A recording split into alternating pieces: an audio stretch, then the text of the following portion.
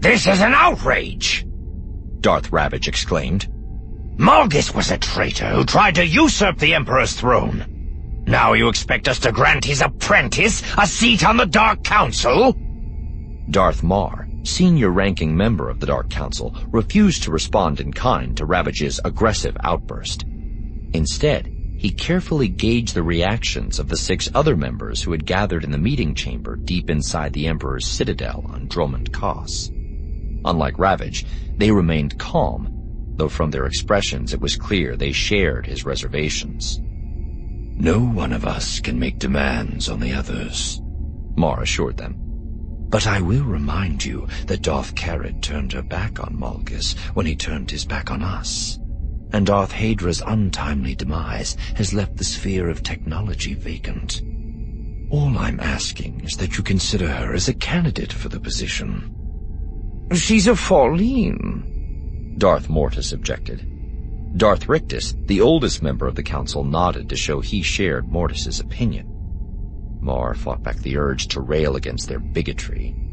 Malgus had overreached when he tried to proclaim himself the new emperor, but he was right about one thing. If the Empire wanted to defeat the Republic, they could no longer cling to their overt prejudice against lesser species. Keeping entire worlds subjugated put too great a strain on Imperial military resources. It was far more efficient to try and enlist them as willing allies in the war against the Republic. But Marr knew arguments would only push the already fragile Dark Council toward a complete schism. Now was not the time for infighting. The Republic had them in retreat across the galaxy. A united front was their only hope of survival. Defense of the Empire was his official sphere of influence, so it fell to him to bridge the divides among his fellow council members. "Our numbers dwindle," Marr reminded them. "We need allies. Elevating a Falleen to the Council shows other species that there is a place for them in our Empire." "Perhaps the problem is that the other species have forgotten their proper place," Mortis replied. "Well played, Mortis," Darth Vowrawn chimed in, letting his words hang in the air for a dramatic moment, before adding, "Yet we should not dismiss Darth Karrid so quickly." Marr had been hoping for Vowrawn's support. A pure-blooded Sith who reveled in the courtly intrigue, sly politics, and unbridled hedonism of the Imperial nobility, he was also responsible for the production and logistics sphere of influence. He knew numbers better than anyone. The Republic had more soldiers, more resources, and more allies than the Empire. And if the Empire couldn't recruit more worlds to its side, it was going to lose. "Darth Karrid has proven herself quite valuable to our war effort," Vowrawn reminded them all.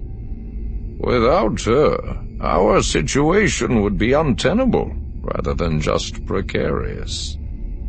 Darth Ravage grunted, unconvinced. "You're giving the credit to her, when we all know it should really go to the ship. Any one of us could have her success if we controlled the Ascendant Spear." "And therein lies the problem," Vowrawn continued. "We don't control it. She does. And I doubt she'll hand it over to you just because you ask." "The ship is part of the equation," Marr admitted. "Darth Mech controlled the technology sphere when she developed the Ascendant Spear. There is some logic in giving the portfolio to the one who now controls the last of her creations." "Are you scared of her?" Darth Rictus asked, ending his question with a gleeful cackle. Marr ignored the question, refusing to rise to the old man's bait. "I'm willing to consider other candidates for the seat," he continued, "if any of you has a worthy suggestion." "Darth Grievous," Mortis offered, and there was a general murmur of assent from the rest of the group. Inwardly, Marr cringed. It wasn't that Grievous wasn't suitable for the position. The Dark Lord had proven his worth by successfully undermining the Republic campaign to restore the devastated world of Taris. But Grievous was a link to the old ways. Ambitious and ruthless, he had earned many influential allies in the upper echelons of Imperial society. and just as many enemies. Bringing him into the council would open the door for more infighting, as old grudges would be rekindled, and it would do nothing to convince other species to join the Imperial cause. Worst of all, his selection was sure to anger Darth Karrid. Fortunately, Gravis's victory on Terrace had been overshadowed when his fleets lost control of the mineral-rich world of Lerator, a costly setback for the Empire.